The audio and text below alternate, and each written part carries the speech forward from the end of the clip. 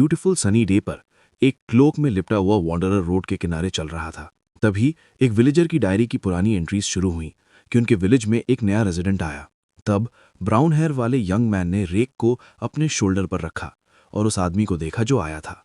Stranger के face पर expression favourable नहीं था, लेकिन एल्डर्स फिर भी उसके पास आए और उसे ग्रीट किया। वॉन्डरर की आंखें गुस्से से भरी हुई थीं, जैसे कि पर्सनली उसकी लाइफ में कुछ टेरेबल हुआ हो। पेजेंट नहीं चाहता था कि वो यहाँ रहे, लेकिन विलेज के गुड नेचर्ड एल्डर ने स्ट्रेंजर से हाथ मिलाया और स्माइल के साथ स्ट्रेंजर को एक्सेप्ट कर लिया। फिर उसके पास इग्नोर करने के अलावा कोई चॉइस नहीं थी कि क्या हुआ था। यंग मैन को विलेज में सेटल हुए 3 दिन बीत चुके थे। उसके घर के फोल्डिंग डोर्स एक बार भी नहीं खुले थे। वो इतना क्वाइट था कि पेजेंट कभी कभी उसकी एग्जिस्टेंस के बारे में भूल जाता था। कुछ रेजिडेंट्स ने स्ट्रेंजर के घर के पास जाना शुरू किया और उसमें इंटरेस्ट दिखाया, लेकिन वो उन पर ध्यान न देते हुए निकल गया। वो पहले की तरह इंडिफरेंट था। 1 हफ्ता बीत गया, जिसके बाद 3 और दिन बीत गए स्ट्रेंजर के आने से। ट्रीज की स्विंग ब्रांचेस को देखते हुए पेजेंट को पता चला कि स्ट्रेंजर क्या कर रहा था। बच्चों ने फेंस से झांककर उसे बताया, स्टिक्स के साथ वॉन्डरर की मूवमेंट्स रिपीट करते हुए। पता चला कि स्ट्रेंजर हर रोज स्वॉर्ड के साथ ट्रेन करता था। रेक को अपने शोल्डर पर रखकर और बकेट को हाथ में लेकर वो लड़का काम पर जाने लगा, जबकि वो वॉन्डरर के बारे में सोच रहा था, जिसे देखकर कोई भी समझ सकता था कि उसके पास्ट में स्टोरीज का पूरा ढेर था, लेकिन उसे अभी भी उसकी परवाह नहीं थी। 1 महीने बाद स्ट्रेंजर के डोर और स्टोन वॉल्स पर मॉस और दूसरी वेजिटेशन ग्रो होने लगी, लेकिन फिर भी यंग मैन अपने यार्ड में ट्रेन करता रहा। पेजेंट ने ये देखा नहीं, उसने ये सुना। पोटैटोज पील करते हुए पेजेंट ने कोशिश की कि वो उन लोगों की कॉन्वर्सेशन ना सुने जो उसके सामने खड़े थे। वॉन्डरर के आने के बाद 1 महीना बीत गया, लेकिन कोई चेंजेस नहीं हुए। वॉन्डरर ने स्वॉर्ड चलाना सीख लिया और विलेजर्स उसके बारे में गॉसिप करते थे। कुछ ने अज्यूम किया कि वॉन्डरर किसी के लिए प्रिपेयर कर रहा था, कभी बदला लेने के लिए। दूसरों ने सोचा कि वो एक फॉलन नाइट है या कोई फेमस मर्सनरी। नाइफ से पोटैटो स्किन्स कट करते हुए पेजेंट ने कोशिश की कि वो लोगों की न्यूमरस कॉन्वर्सेशंस पर ध्यान ना दे, क्योंकि वो सिंसियरली इंटरेस्टेड नहीं था। अपने गार्डन को प्लाउ करते हुए पेजेंट ने नेवरदलेस डिसाइड किया कि वो जाकर वॉन्डरर को ट्रेन करते हुए देखेगा। उसकी डेली एक्टिविटीज 6 महीने तक चली। पेजेंट के फेस से ड्रॉप्स बह रही थीं जब वो इस फैक्ट पर पॉन्डर कर रहा था कि क्यूरियोसिटी नेवरदलेस उसमें आ ही गई, लेकिन यहाँ कोई भी इसे बर्दाश्त नहीं कर पाता। वो इंटरेस्टेड था कि वॉन्डरर कितना फास्ट, कितना स्ट्रांग था, उसने कौन सी टेक्निक्स होन की थी, क्योंकि वो नेबर्स की गॉसिप में ऐसे ही रेगुलर नहीं था। फिर डोर के ब्रोकन पार्ट से वॉन्डरर के कोर्टयार्ड में झांका तो यंग मैन डिसअपॉइंट हुआ। उसने देखा कि कैसे वॉन्डरर अपनी स्वॉर्ड पकड़े हुए स्टैंस में खड़ा था। स्वेट उसके फेस और हैंड से बह रहा था। विलेजर्स जो स्वॉर्ड चलाने की आर्ट के बारे में कुछ नहीं जानते थे, उन्हें यंग मैन इनक्रेडिबल लग सकता था, लेकिन वो उनसे अग्री नहीं करता था। जब वो ट्रेड में एंगेज था, उसे कुछ नाइट्स को देखना पड़ा था, और ये वॉन्डरर उनसे काफी अलग था। पेजेंट ने लड़के को देखकर फ्राउन किया। उसके पास रुकने के अपने रीजंस होने चाहिए, इतने कंपेलिंग कि उन्होंने उसकी सोल को टॉर्मेंट किया। जो उसने देखा, उसके बेसिस पर वो कह सकता था कि यंग मैन ने उन्हें रिजॉल्व करने का तरीका नहीं ढूंढा था। बैग को फिर से अपने शोल्डर पर उठाते हुए पेजेंट अपने काम पर चला गया। हालांकि उसे वॉन्डरर के लिए बुरा फील हुआ, उसने इंटरफेयर ना करने का डिसाइड किया। अपनी क्यूरियोसिटी सेटिस्फाई करने के बाद अब वो उसे भूल सकता था। विलेज में एक नई फैमिली आई, एक रिटायर्ड मर्सनरी, उसका बेटा और बेटी। अराइवल पर वो सब मुस्कुरा रहे थे और मस्ती कर रहे थे। स्माइलिंग लड़की का नाम रात था। वो बहुत ब्यूटीफुल थी। उसकी स्माइल ने पेजेंट को अमेज कर दिया। फिर उसने अगले दिन उससे कॉन्वर्सेशन स्टार्ट करने का डिसाइड किया। कैंडल की लाइट में पेन से पेपर पर लिखते हुए पेजेंट ने लिखा कि 3 साल बाद भी वो वॉन्डरर अभी भी अपनी स्वॉर्ड घुमा रहा था। एक इनएक्सप्लिकेबली स्ट्रेंज मूड ने उसे लंबे समय में पहली बार पेन और पेपर उठाने पर मजबूर कर दिया। पेजेंट ने अपना सर घुमाकर बेड पर सो रही रेम को देखा और मुस्कुराया। उसने 2 साल तक उसका ख्याल रखा और एंड में वो उसकी वाइफ बनने के लिए मान गई।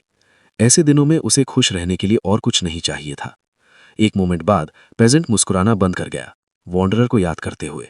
वो लड़का जिसके साथ उसका एब्सोल्युटली कुछ कॉमन नहीं था, उसके थॉट्स में आता रहा।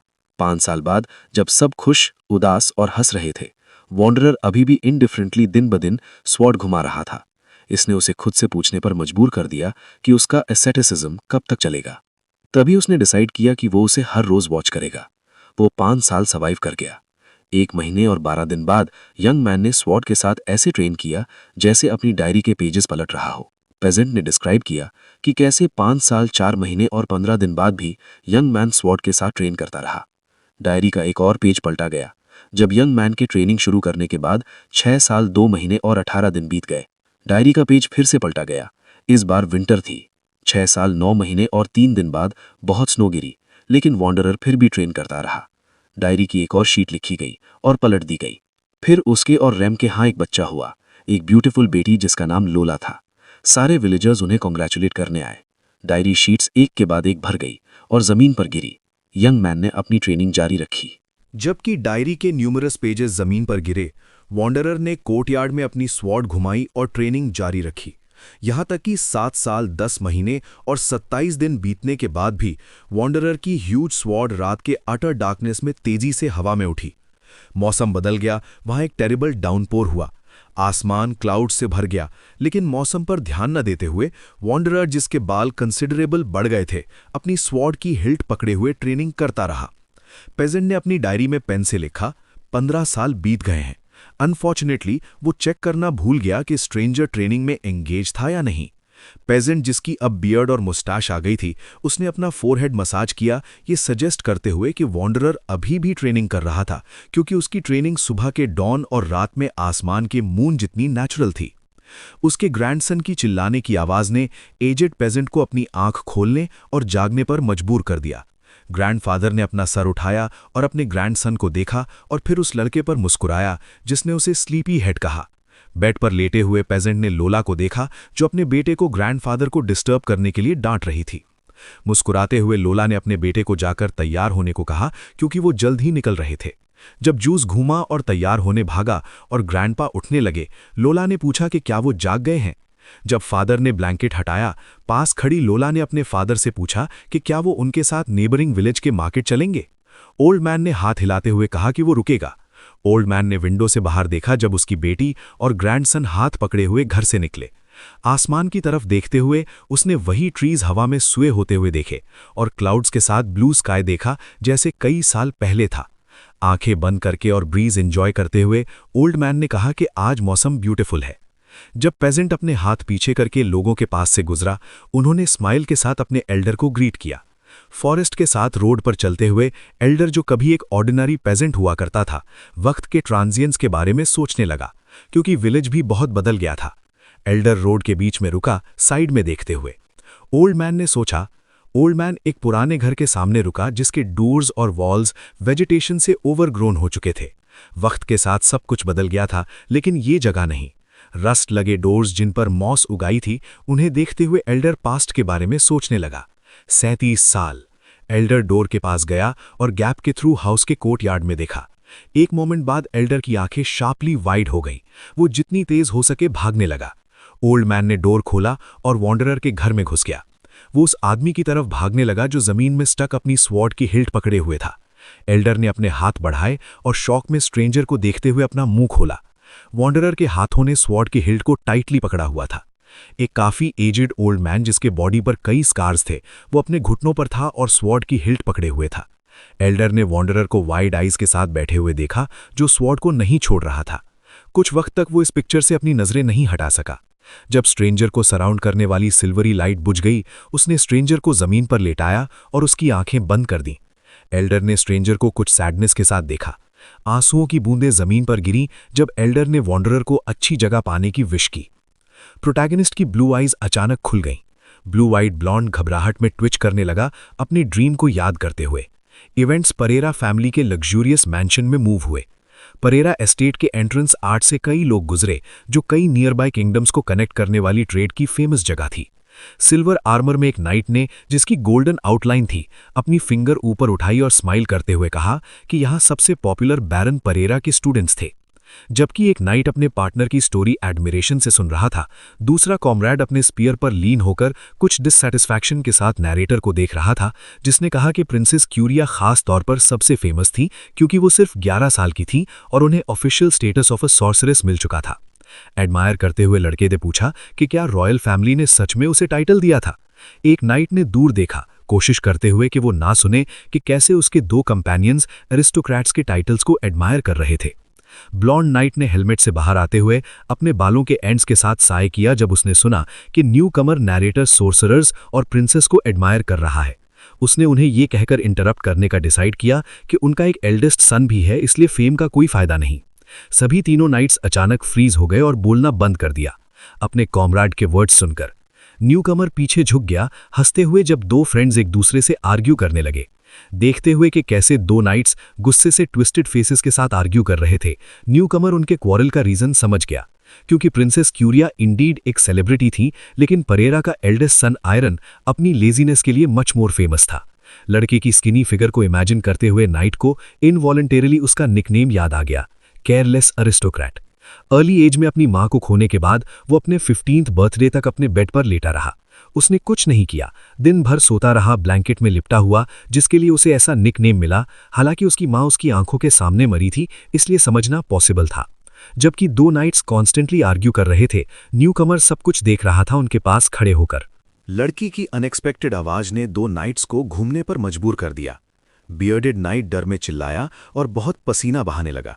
उनके पीछे क्यूरिया अपने चेस्ट पर हाथ बांधे खड़ी थी और उसकी मां अमीलिया उसके बगल में खड़ी थी। क्यूरिया ने फ्राउन किया, नाइट से पूछा कि उन्हें पोस्ट्स पर शोर मचाने की परमिशन किसने दी। 3 नाइट्स अब्रप्टली रो में खड़े हो गए और बो किया, माफी मांगते हुए। उन्हें सुनकर क्यूरिया ने रिस्पॉन्स में पूछा कि वो ऐसा क्यों करेंगे जिसके लिए उन्हें माफी मांगनी पड़े।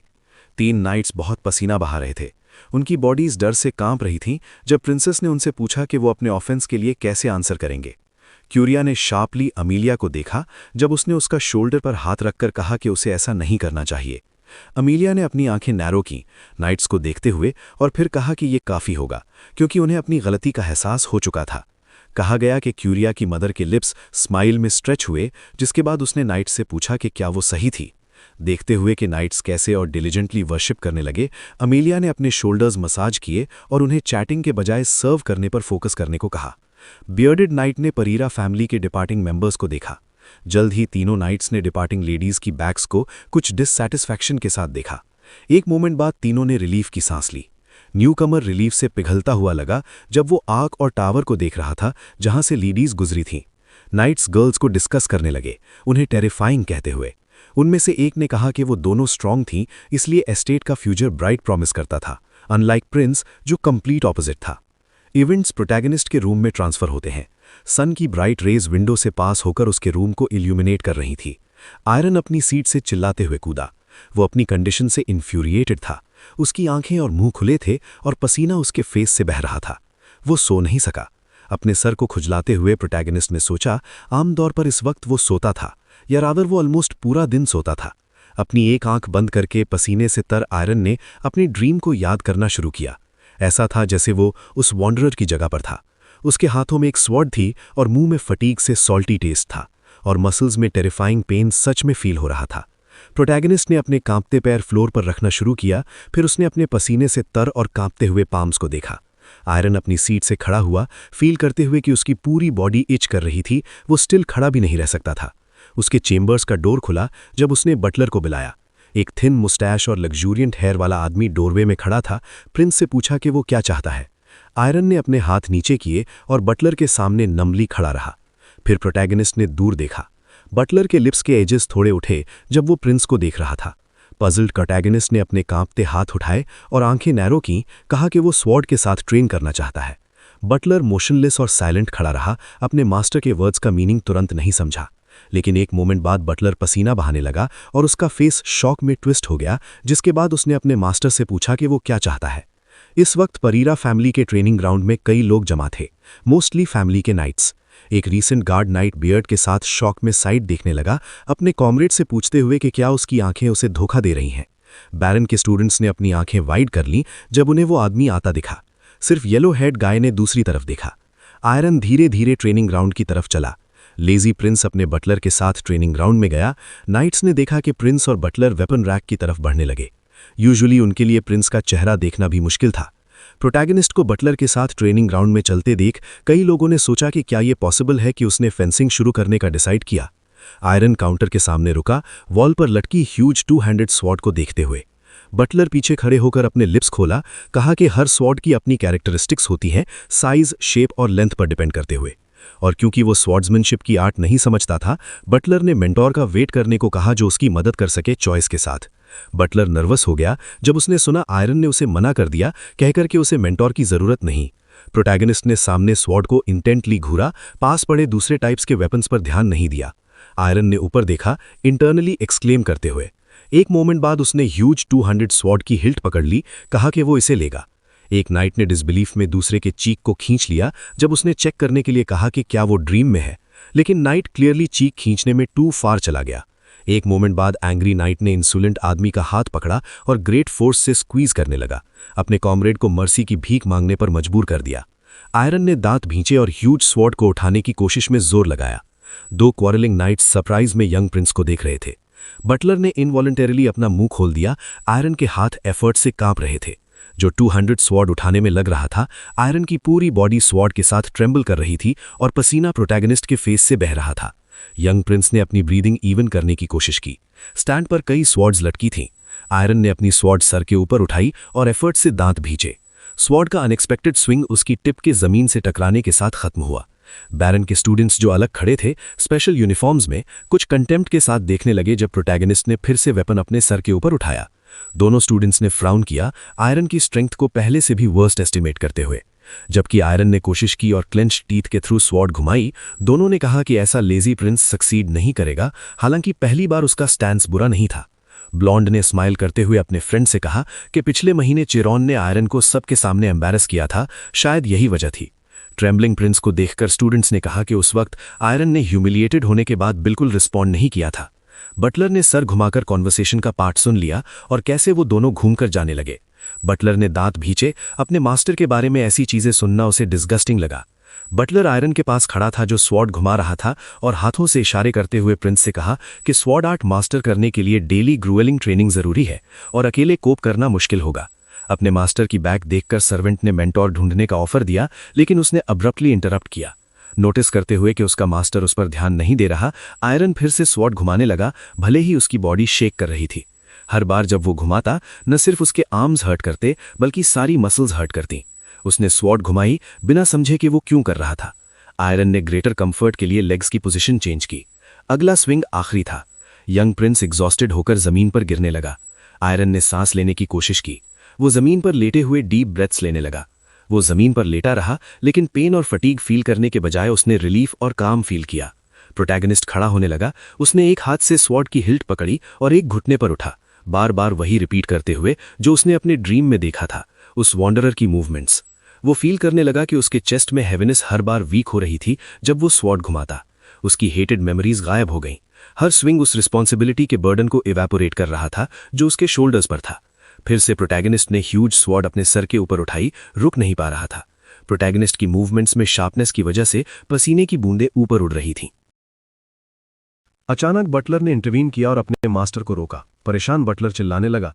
आयरन से रुकने को कहा क्योंकि अंधेरा हो रहा था। बटलर को देखते हुए आयरन ने इंक्रेड्यूलसली पूछा कि क्या सच में अंधेरा हो रहा था। एक मोमेंट बाद बिना फिनिश किए आयरन गिरने लगा, लेकिन बटलर ने प्रिंस को पकड़ लिया। प्रिंस को पकड़कर बटलर ने उसकी वेलबींग के बारे में पूछा, जिसका जवाब उसने ये कहकर दिया कि उसमें अब और स्ट्रेंथ नहीं है। आयरन ने थोड़ा सर उठाया, सोचते हुए कि वो ये कैसे कर पाया। अपने बटलर को ये कहते हुए सुनकर कि प्रिंस टू ओवर जेलस था, सन ऑलरेडी सेट हो रहा था।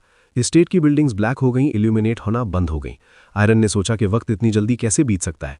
जब बटलर ने आयरन का हाथ अपने शोल्डर पर डाला, प्रिंस ने पूछा कि अगर वो यहाँ खड़ा उसका वेट कर रहा था तो वो अपने काम पर क्यों नहीं गया या उसे पहले क्यों नहीं बुलाया। बटलर ने प्रिंस को जवाब दिया कि वो अपने मास्टर को छोड़कर कहीं और जाने की हिम्मत नहीं करेगा, और वैसे भी उसने उसके वर्ड्स पर रिएक्ट नहीं किया। जब प्रोफ्यूजली स्वेटिंग आयरन अपने आप चलने के काबिल हुआ, बटलर ने कहा कि वो सब कुछ साफ करने का ऑर्डर देगा और अब रेस्ट करने का वक्त है, क्योंकि ट्रेनिंग हालांकि अच्छी चीज़ है, ओवर एक्सर्ट करना इम्पॉसिबल है। उसे सुनकर आयरन ने लिप्स खोला, कहा कि वो शायद रात में फिर से ऐसा नहीं करेगा।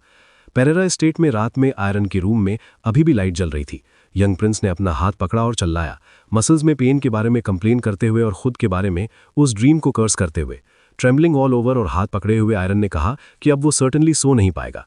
लेकिन 5 मिनट बाद यंग प्रिंस एक बच्चे की तरह सो गया, यहाँ तक कि उसके मुंह से लार बह रही थी। इवेंट्स कुछ दिन आगे पेरेरा एस्टेट के किचन में मूव हुए। आयरन अपने सैंडविच का बाइट ले रहा था। ह्यूज बाइट्स लेते हुए आयरन रुका नहीं, हाथ में मिल्क ग्लास छोड़ा नहीं। एक मोमेंट बाद प्रोटैगनिस्ट ने खाया हुआ सब कुछ मिल्क के साथ निगल लिया। पीछे खड़ा बटलर उसे शॉक में देख रहा था। जितना भी वो देखता, उसे आदत नहीं हो रही थी, लेकिन फिर भी उसने यंग प्रिंस से पूछा कि क्या वो खाने के बाद ट्रेन करने जाएगा। प्रिंस ने बिना खाने से सर उठाए कंसेंट के साथ जवाब दिया। जब आयरन टेबल पर सब कुछ एडिबल डिवार कर रहा था, लग्जूरियस चेयर पर बैठकर उसने सोचा कि उस दिन से एक इनकॉम्प्रिहेंसिबल ड्रीम उसे हॉन्ट कर रहा था और बॉडी में इचिंग से छुटकारा पाने के लिए उसने ट्रेनिंग जारी रखी। आयरन ने खाना बंद किया और थोड़ा सैडली सोचा कि जब वो स्वॉर्ड घुमाता था तो दिमाग में कोई अननेसेसरी थॉट्स नहीं आते थे और कुछ यूजफुल करना वर्स्ट आउटकम नहीं था। आयरन ने शार्पली अपना ग्लास टेबल पर स्लैम किया और मिल्क और सैंडविचेस लाने का ऑर्डर दिया। ट्रेनिंग ग्राउंड के एंट्रेंस आज के पास लोग आज आयरन के राइवल को डिस्कस कर रहे थे। 3 नाइट साथ में क्राउड होकर डिबेट कर रहे थे कि उनका डिस्प्यूट कौन जीतेगा। न्यू कमर ने अब्रप्टली इंटरप्ट किया और साइड में देखा।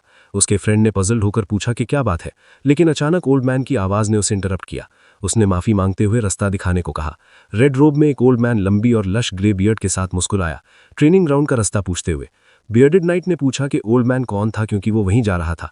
उसने हाथ हिलाया और खुद को नाइट एरेंट इंट्रोड्यूस किया और एक स्वॉर्ड्समैन के तौर पर वो स्टेट विजिट करना चाहता था और साइट देखना चाहता था। नाइट्स एक दूसरे को देखने लगे जब ओल्ड मैन ने कहा कि उसके पास परमिशन है। फिर तीनों ने ओल्ड मैन को देखा और बियर्डेड नाइट ने कहा कि उसे थोड़ा वेट करना होगा जब तक उनकी शिफ्ट ओवर नहीं हो जाती, और फिर वो उसे साइट पर ले जाएंगे क्योंकि वो भी वहीं जा रहे थे। ट्रेनिंग ग्राउंड के रेड गेट्स के पास पहुंचते हुए नाइट्स उस मोमेंट का वेट करने लगे जब उन्हें डिस्प्यूट का विनर पता चलेगा। अचानक बियर्डेड नाइट ने आंखें वाइड कर लीं जब उसने आयरन को देखा। उसने देखा कि कैसे वो स्वॉर्ड उठाता रहा, पूरी बॉडी के साथ कांपते हुए। इसने वहां आए सभी को शॉक कर दिया। बियर्डेड नाइट ने साई किया जब उसने अपने पार्टनर का जॉयफुल फेस देखा, जिसके साथ उसने आर्ग्यू किया था और अल्टीमेटली हार गया। उसने मनी बैग डायरेक्टली अपने पाम में फेंका। उसे कर्स करना नहीं भूला, लेकिन उसने ग्रैटिट्यूड में कुछ एक्सप्रेस नहीं किया। हाथ में गोल्ड कॉइन देखकर सैटिस्फाइड नाइट ने कहा कि विस्काउंट चायरन के बेटे ने प्रिंस को बहुत डिसग्रेस किया था। शायद उसकी परसिस्टेंस 1 हफ्ते के लिए काफी होगी। रेड रोब में ओल्ड मैन नाइट्स के पास खड़ा था और देख रहा था कि कैसे दो फिर से कोरल करने लगे। फिर ओल्ड मैन घुमा प्रिंस को देखते हुए कि कैसे उसने स्वॉर्ड सर के ऊपर उठाई। ओल्ड मैन ने मन ही मन कहा कि वो डेफिनेटली अपना वक्त बर्बाद नहीं कर रहा और वो इतना बुरा नहीं था। हालांकि उसके कांपते हाथों को देखकर old man low level of skill notice किए बिना नहीं रह सका। वो इतना वीक था कि स्वॉर्ड मुश्किल से पकड़ पा रहा था। आयरन को स्वेटिंग और सांस लेने की कोशिश करते देख एरेंट नाइट ने डिसाइड किया कि उसमें स्टैमिना की भी कमी है। मोशनलेस खड़े होकर यंग प्रिंस को देखते हुए ओल्ड मैन ने सोचा कि आयरन कब तक टिकेगा। ये सुनकर के रीजन रिवेंज था। ओल्ड मैन ने सोचा क्योंकि स्वॉर्ड आर्ट को ऐसे ऑब्सीन इंटेंशंस के साथ लाइटली अप्रोच करना इम्पॉसिबल था। जमीन पर स्मॉल गस्ट ऑफ विंड पास होते देख ओल्ड मैन सोचने लगा। सभी नाइट्स और ओल्ड मैन ने सर उठाया, देखते हुए कि हवा उठने लगी थी। बियर्डेड नाइट ने शॉक में मुंह खोला, जो देखा उस पर विश्वास नहीं हुआ। आयरन ने ट्रेनिंग पर कॉन्सेंट्रेट करते हुए ध्यान नहीं दिया और सिर्फ ऊपर देखा। क्यूरिया एक ग्रिफिन पर सवार होकर ट्रेनिंग ग्राउंड में उड़कर आई। सबने अपनी मिस्ट्रेस क्यूरिया को ग्रिफिन पर सवार देखा। उसके लंबे ब्रेडेड हेयर हवा में उड़ रहे थे और वो कुछ डिस्प्लेजर के साथ नीचे देख रही थी। ग्रिफिन एक मिथिकल क्रीचर था, लेजेंड्स का क्रीचर जो रियलिटी में एग्जिस्ट नहीं करता। बॉडी लायन की और विंग्स ईगल की तरह, हेड की तरह, स्किन स्टील जितनी मजबूत। नाइट्स ने शॉक और फियर में मुंह खोला। क्यूरिया जमीन पर उतरी, अपने पैर के नीचे स्मॉल अमाउंट ऑफ डस्ट उड़ाते हुए। ग्रिफिन ने अपनी लैंडिंग के साथ ह्यूज अमाउंट ऑफ डस्ट उठाई और कुछ जगह टाइल्स तोड़ दी। क्यूरिया ने ग्रिफिन को पेट किया, एक एनिमल जिसे उसने अपने हाथों से बनाया था और फिर उसमें एनर्जी इन्फ्यूज की थी, उसे जिंदा बनाते हुए। ऐसी थी क्यूरिया पेरेरा की एबिलिटी।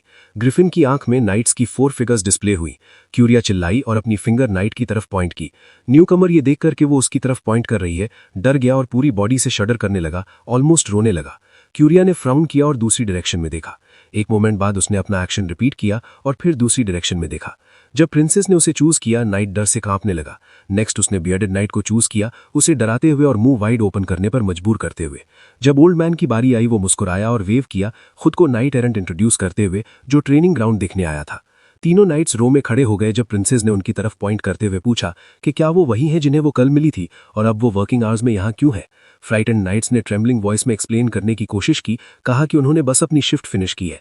बियर्डेड नाइट ने नर्वसली स्माइल करते हुए कहा कि दूसरे लोग ऑलरेडी शिफ्ट पर है और वो कुछ फॉरबिडन नहीं कर रहे। ग्रिफिन ने अपना सर नाइट की तरफ घुमाया जब क्यूरिया ने नोटिस किया कि नाइट्स ट्रेनिंग के बजाय बस बातें कर रहे थे। प्रिंसेस ने अचानक चिल्लाना बंद कर दिया जब यंग प्रिंस ने उसे बुलाया। आयरन पास आया और पूछा कि उसकी डांटने की वजह क्या थी। क्यूरिया बिना एक शब्द कहे घूम गई। फिर प्रिंसेस ने अपने भाई को देखा और लिप्स खोला, कुछ कहने की कोशिश की लेकिन फिर से दूर देखा, कुछ नहीं कह सकी।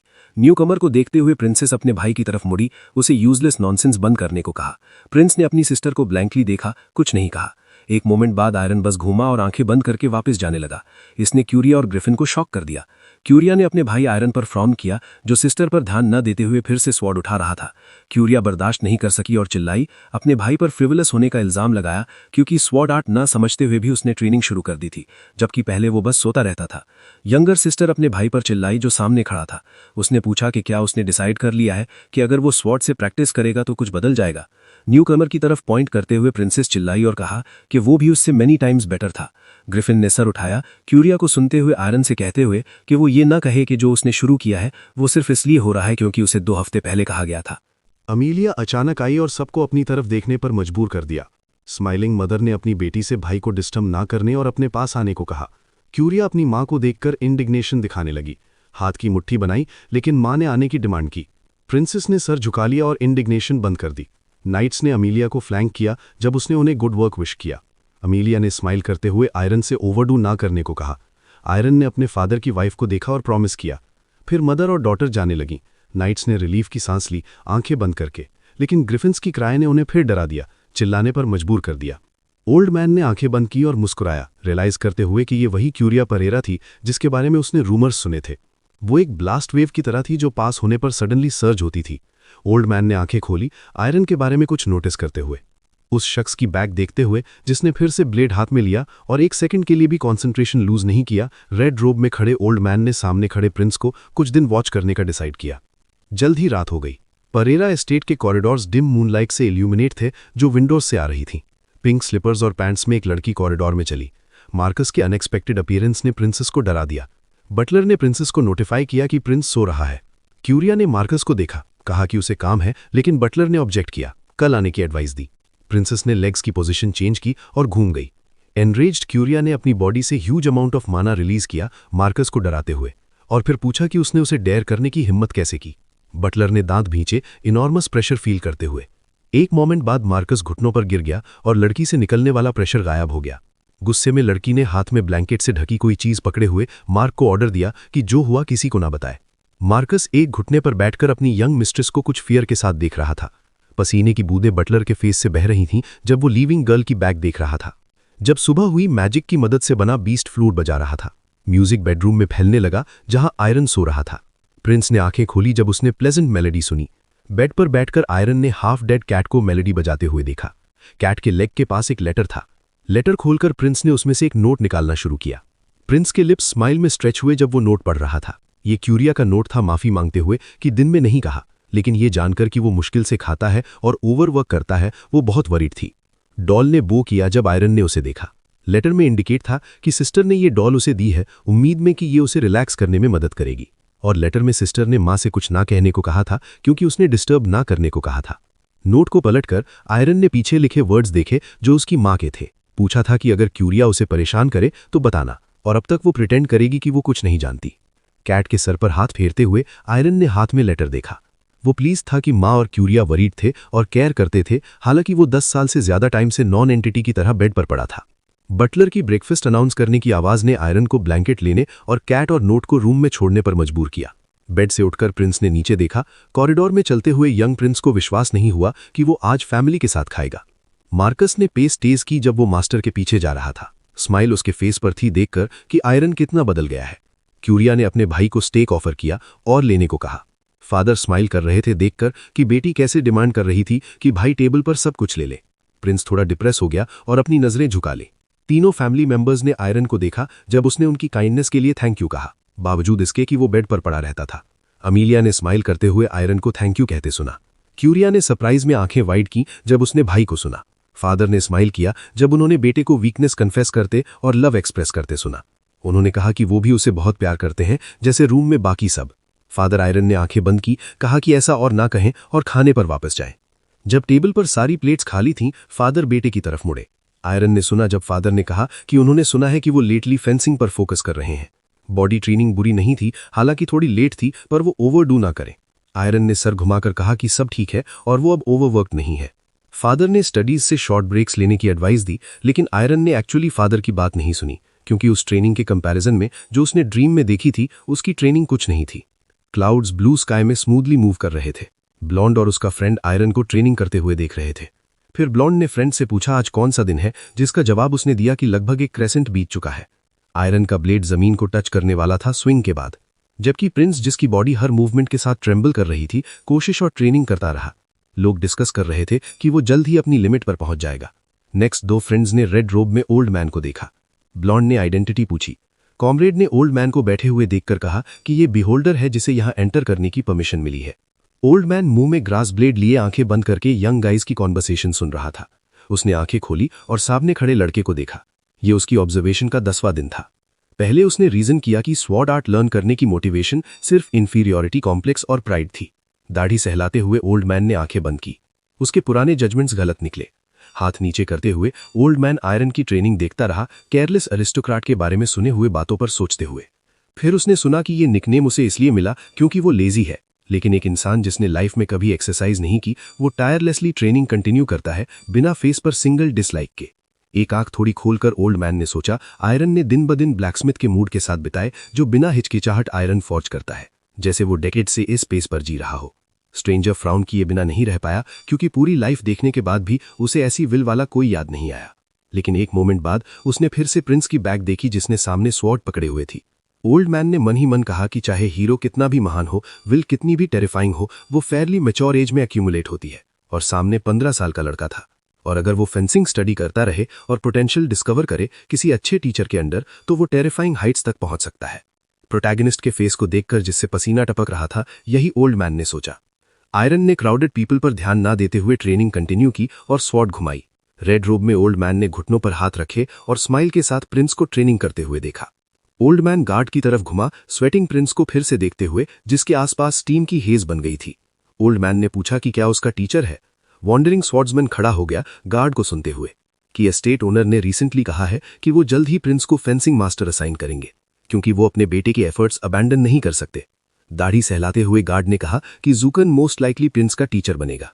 अचानक नाइट एरेंट चिल्लाया, गार्ड को स्टार्टल करते हुए। ओल्ड मैन ने जूकन के टीचर रोल पर प्रोटेस्ट किया। ओल्ड मैन ने जूकन को याद किया, एक आदमी जो रेगुलर ट्रेनिंग से पहले बकेट्स ऑफ अल्कोहल पीता था और सोल्जर्स पर चिल्लाता था। वो ऐसे प्रेशियस चाइल्ड को उसे एंट्रस्ट नहीं कर सकता था।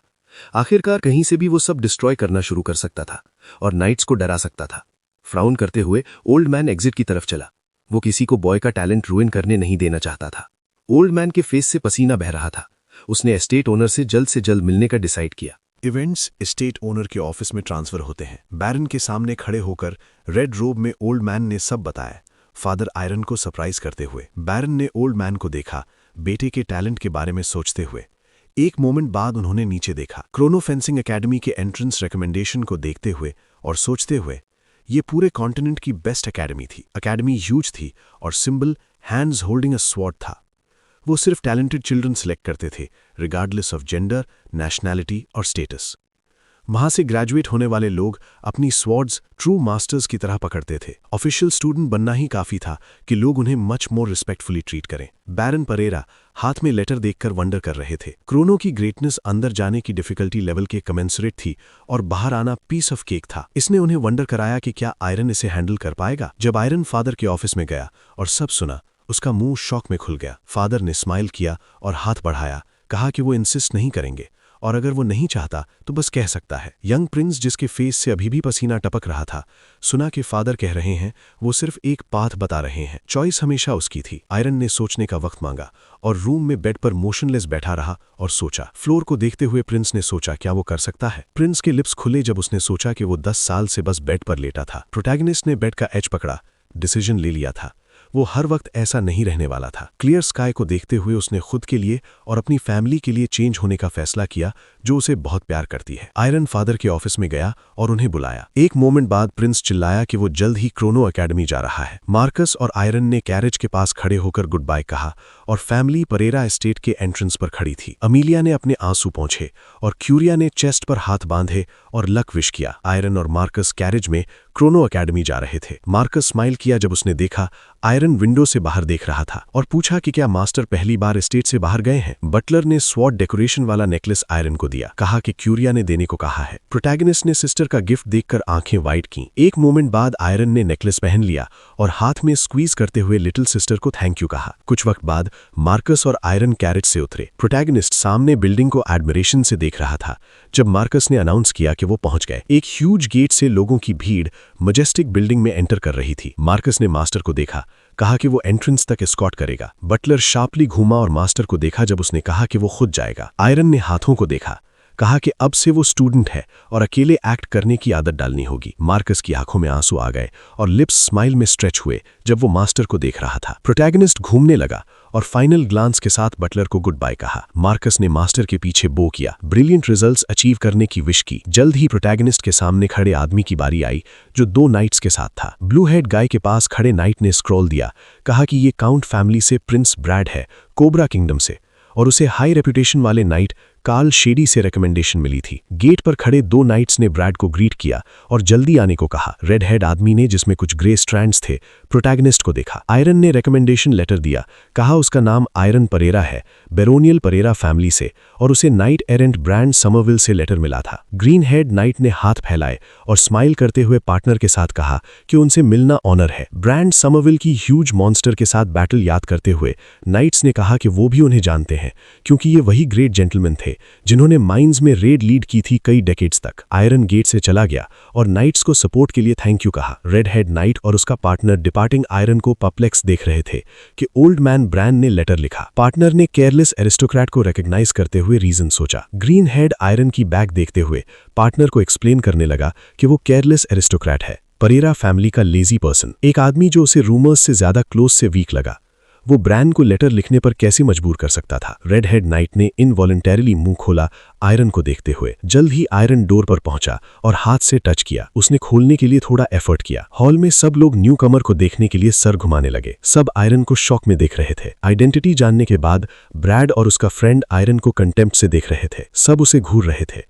उसने कंपोजर मेंटेन करने की कोशिश की जब उसने रेड हेड गर्ल को कंटेम्प्ट से देखते हुए पाया। स्नो वाइट हेड वाली लड़की का डिस्डेनफुल लुक देखकर प्रोटैगनिस्ट ने खुद से कहा कि कंपोजर लूज न करे। स्पीकर्स प्लेस पर फेमिलियर पर्सन को आते देख आयरन सरप्राइज हुआ। स्टेज के मिडिल में खड़े होकर आदमी ने खुद को इंट्रोड्यूस किया। पता चला कि वो इंस्ट्रक्टर था, वो जो सभी 400 स्टूडेंट्स को ट्रेन और इवैल्यूएट करेगा। एम्ड ने नीचे देखा और थोड़ा फ्राउन किया।